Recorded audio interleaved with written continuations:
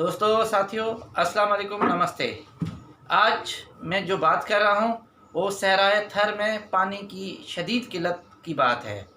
आपको पता है कि थर पार कर का रेगिस्तान, उससे महलक सिंध के 6 अजला के जो सहराए थर है वहाँ इस वक्त गर्मियों में पीने के पानी की शदीद कमी है। न सिर्फ पीने के बल्कि वहाँ के जो माल मवेशी है, वहाँ के पौधे हैं, उनको पानी तक मैसर नहीं है।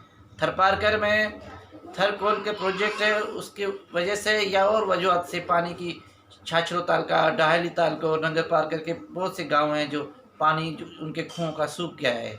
हम चाहते हैं कि जिस तरीके से हमारे बराबर के मुल्क हिंदुस्तान में इंदिरा गांधी के नाम से एक बड़ा कैनाल थर में खोदा गया था, थर को सैराब किया है, इसी तरह सिंध के थर को सहरा को जो है सैराब करने के लिए मोहतरमा बेनज़ीर भुट्टो के नाम से ही सही एक कैनाल दिया जाए ताकि लोग उससे पानी पीकर और थर को सैराब कर सकें।